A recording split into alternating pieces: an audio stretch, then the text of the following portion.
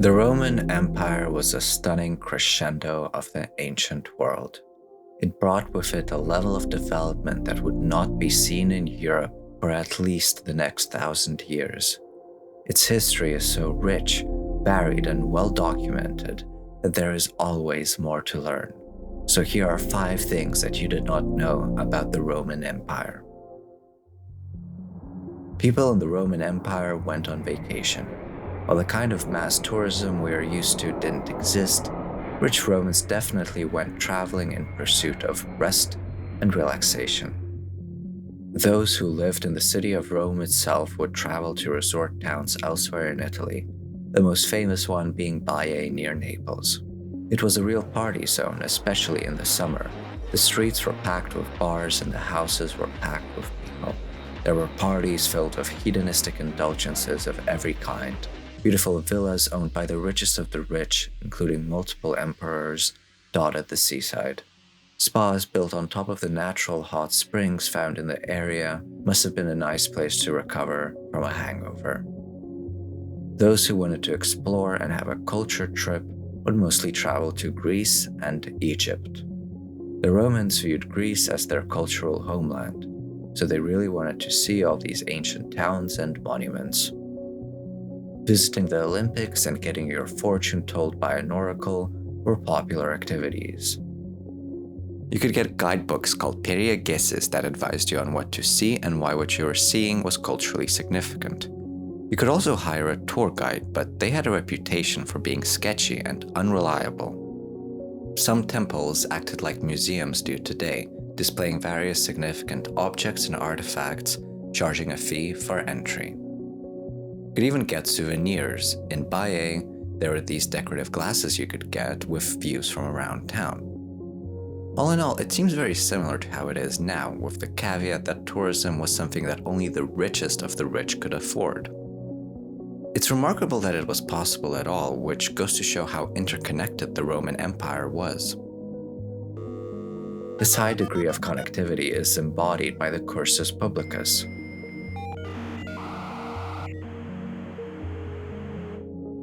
This was a transport network reserved for military and government use. It carried all sorts of things, including messages, military equipment, and important raw materials. The way it worked was that the state paid for the infrastructure, and the people that needed something delivered hired couriers to actually make it happen. The courier would be expected to bring their own equipment like wagons. To help them get to their destination, they could obviously use the paved Roman roads, and those roads actually had rest stops at regular intervals. Every 12 kilometers or so, the courier could change horses so that they were always riding a fresh, fast one. The stops also had wagon rides that would fix your wagon if need be, as well as grooms and vets to take care of the horses. Every third stop would be an even better equipped one, where the courier and their horse could rest for the night. The overnight stay was free. The only thing the courier had to pay for during their journey was food and drink. Everything else was supplied by the Cursus Publicus. This system allowed a courier to complete approximately 5 to 8 intervals a day, which works out to between 60 and 100 kilometers, though the fastest known speeds were more like 160 kilometers a day. Obviously, it was quite convenient to have such a system. Messages from any corner of the empire could make it to Rome in about a month, 2 at most, allowing the political leaders to quickly respond to any threats. The system was established around the year 5, but it was actually inspired by the Persian royal road that had existed for over 500 years at that point. Later reforms even split the service into a fast and slow tier, the fast couriers using horses and the slower ones using oxen. The system was incredibly expensive and a source of frequent irritation for the inhabitants living near the rest stops, as they were the ones who were supposed to give up their animals for use by the couriers, and they were supposed to be reimbursed for it, but frequently weren't. It survived the fall of the Western Roman Empire, remaining in use in the Byzantine half for centuries. Another thing that could survive the fall of the Western Roman Empire is this channel, so subscribe for a constant stream of historical content. Please. One place that the Romans took a while to travel to was China, but they did eventually make it. It took until 166 CE for an embassy from Rome to arrive at the court of Emperor Yuan of the Han Dynasty. The Chinese must have been quite impressed with what these Romans had to say about their empire, as they decided to refer to Rome as Da Qin, meaning Great Qin, where Qin is the dynasty of the first emperor of China. They must have seen Rome, unironically, as a yin to their yang, a great empire in the west as the complement to their own great empire in the east. Continuous contact was made difficult due to hostile states in between the two, though trade still flowed. Roman glass made in Alexandria and Syria was in demand in China. Both this glass and Roman coins have been found there. Roman coins have even been dug up as far away as Korea, Japan, and Vietnam. The Romans, on the other hand, were crazy for silks. The rich men and women of Rome loved wearing silk to the point that it became a problem, for some. In the year 14, the Senate banned men from wearing silk out of fears that too much wealth was flowing out of the Roman Empire to pay for it. In reality, the spice trade with India was draining far more money, and the silk-wearing law wasn't respected anyway. This led to prominent incels like Seneca the Elder complaining, "I can see cloves of silk, if materials that do not hide the body, nor even one's decency can be called clothes.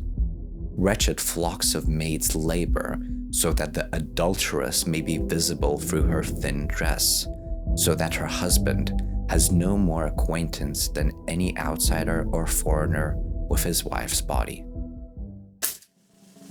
I didn't know they had podcast bros in the Roman Empire. On a more constructive note, did you hear that the mystery of Roman concrete was recently cracked? You often hear claims that it is better than modern concrete, but how much truth is there to that? The Romans invented concrete around the year 150 BCE, and they used it for all sorts of buildings like the Pantheon, the Colosseum, various aqueducts, and so forth. 2,000 years later, and many of them are still standing, which is pretty cool. The reason for this is that their concrete is self-healing. In 2023, a team of researchers identified the secret ingredient: lime. When cracks form in the concrete, water gets into them.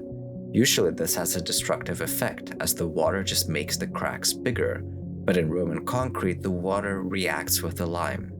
This reaction causes crystals to form that essentially fill up the crack, restoring the integrity of the concrete.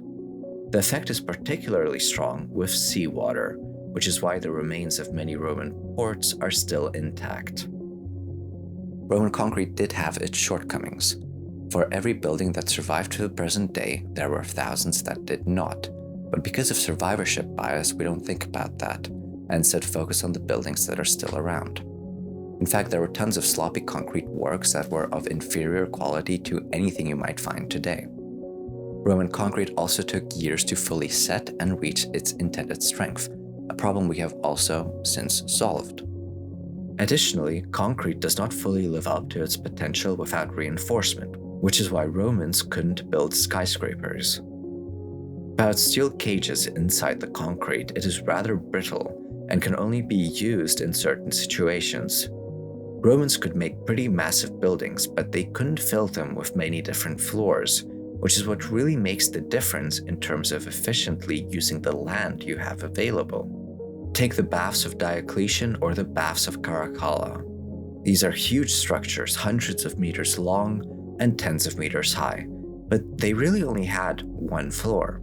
Any multi-story constructions relied on elements like arches or vaults to distribute the load, which in turn came with limitations.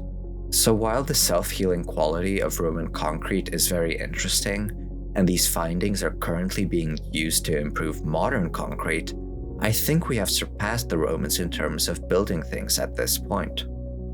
A further fun concrete fact is that the Romans recycled the remains of amphorae, the vessels used for storing wine and grain amongst other things, to make it.